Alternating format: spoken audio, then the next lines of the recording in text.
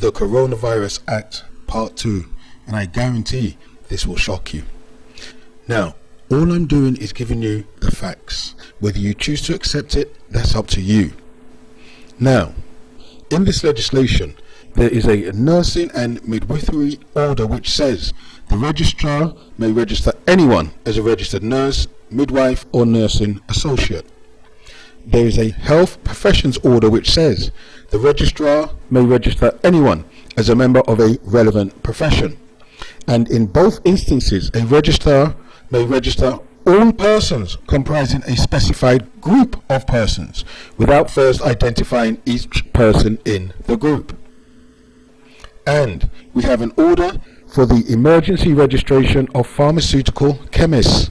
And again, the registrar may register any person as a pharmaceutical chemist and may register all persons comprising a specified group of persons without first identifying each person in that group.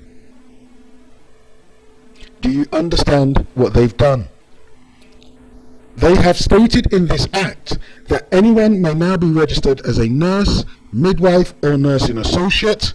Anyone may be registered as a health professional.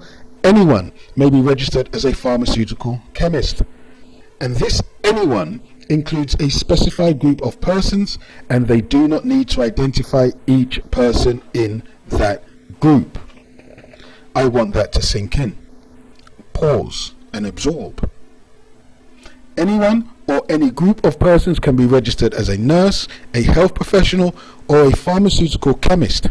Anyone or any group can be registered by the General Medical Council, the General Pharmaceutical Council or the Health and Care Professions Council.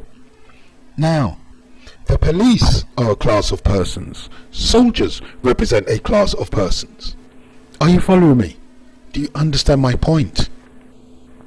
In the coronavirus law, anyone or any group of people can now be registered as a nurse, health professional or pharmacist by any of the professional bodies.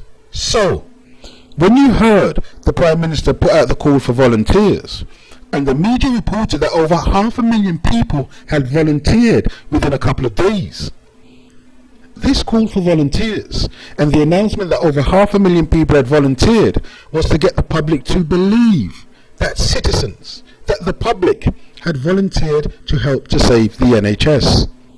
But what the Prime Minister, no political journalist, no one in the media told you was that these so-called volunteers would be registered as nurses, health professionals and pharmacists.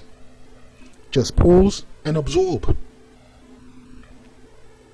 Because that they are registered, they have the authority to carry out medical procedures, do medical assessments, dispense drugs, order drugs to be given.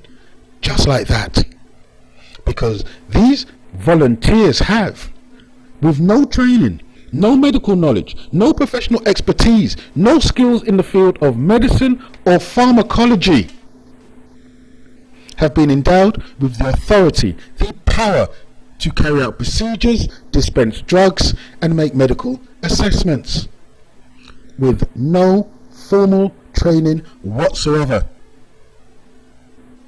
Now, ask yourself the question, when were you told this fact? Who told you this? And who consents to this? Who consented to this? Which member of the public would, if asked, consent to anyone or anyone of a group of people being registered as nurses, health professionals and pharmacists without any medical knowledge whatsoever? I didn't consent, and I do not consent to this. You see, in any medical procedure, be it an operation or dental treatment, your consent is necessary. Your consent is sought. I do not consent, and you should not consent, because you cannot insist that a nurse studies for a 3-year degree to be qualified to practice as a nurse and thus be registered. You cannot insist a health professional studies for years and trains for years before they can be registered to practice. You cannot insist a pharmacist studies for years and trains for years before they can be registered to practice dispensing medicine, and then at a stroke discard, erase and abandon a principle that protects the health and well-being of the public, and to allow anyone or any group of people to become health professionals. Because to my mind, any government that does that does not have the interest of the public in this policy. Any government which even contemplates that, never mind implementing it, is not acting with the health of the nation at the heart of its policy. Any government whose priority isn't to provide personal protective equipment to NHS workers, to GPs, to pharmacists or other medical or health professionals, and instead make it a law that anyone or any group can be registered as medical experts, is not, I'm afraid, acting with the best interests of the health of the nation. And note, there is no provision that I've seen within this act for the government to do anything to assist the NHS workers, health professionals or pharmacists.